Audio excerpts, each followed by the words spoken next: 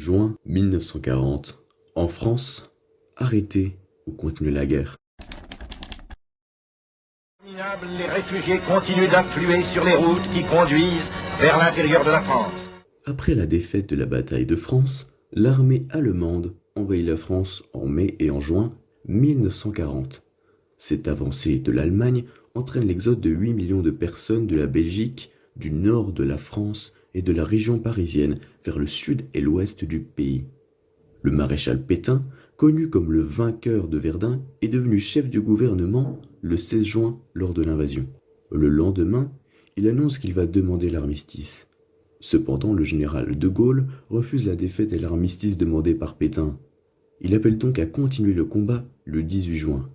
Comment s'opposent le maréchal Pétain et le général de Gaulle sur l'armistice de 1940 ?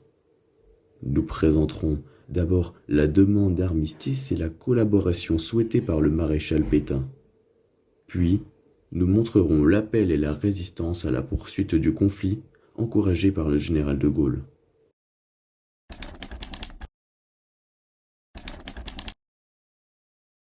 Philippe Pétain, né le 24 avril 1856 à Cauchy à la Tour, mort le 23 juillet 1951, est un ancien général nommé maréchal de France en 1918 pour son exploit à Verdun en 1916. Il devient ministre de la guerre et ambassadeur d'Espagne, puis président du Conseil le 16 juin 1940.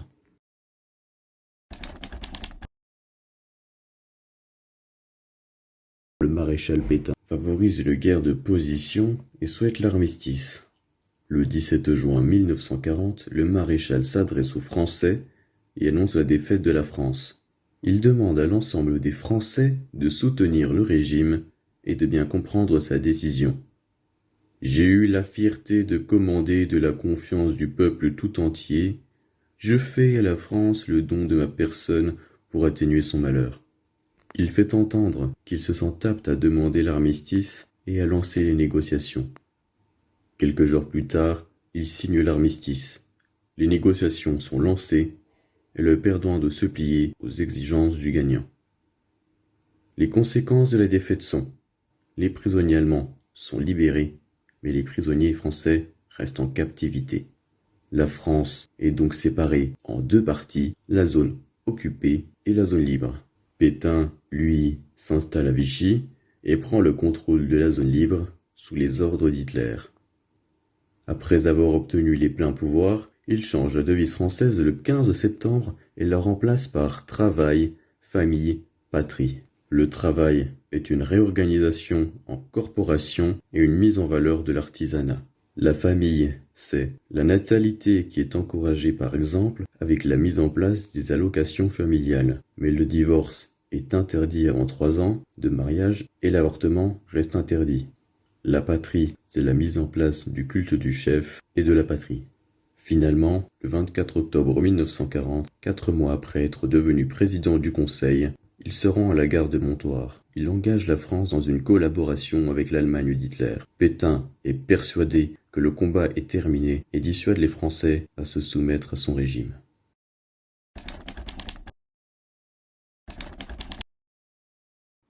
Né à Lille le 22 novembre 1890 dans une famille catholique et patriote, son père, Henri de Gaulle, était professeur de lettres et d'histoire. Ainsi, son mode d'éducation influe sur sa personnalité. En effet, il acquiert des valeurs et des principes patriotiques et donc un rattachement important à son pays. De plus, il opte pour la carrière des armes et devient officier d'infanterie d'Arras, commandé par le colonel Pétain. Durant la Première Guerre mondiale, lors de la bataille de Douaumont, il est fait prisonnier par les Allemands. Il n'est libéré qu'à l'armistice le 11 novembre 1918. Durant l'entre-deux-guerres, il réfléchit à une stratégie offensive en cas de conflit futur, appuyé sur des chars et remet en cause les relations entre l'armée et le politique dans ses ouvrages. Malheureusement, il n'est pas écouté.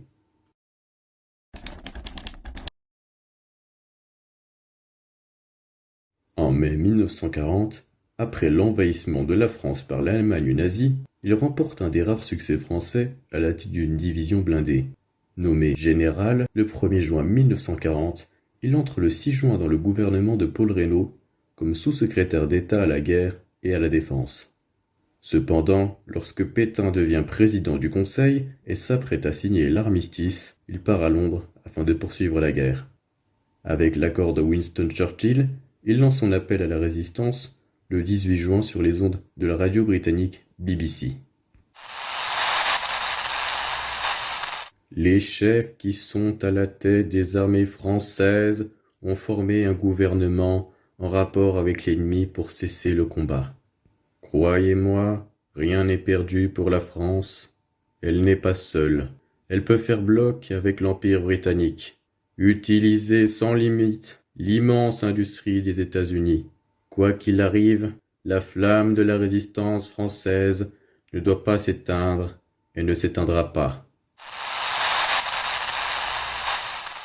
À partir de 1942, Charles de Gaulle charge Jean Moulin d'organiser en France le Comité national de la résistance CNR, afin de lutter contre l'occupant allemand et contrer Vichy et dans le but de libérer les territoires français.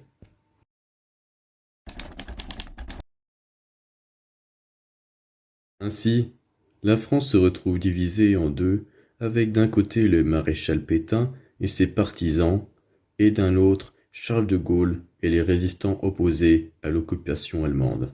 En effet, le maréchal Pétain décide de choisir la facilité en acceptant le marché avec Hitler et fait croire aux Français que cela est la meilleure solution pour le peuple. Cependant, Charles de Gaulle s'oppose fortement à cette idée et met en place une résistance en mobilisant toutes les solutions possibles et en s'alliant à d'autres pays en créant la France libre, un régime extérieur au pays. Tandis que le maréchal Pétain crée le régime de Vichy, un régime à l'intérieur du pays.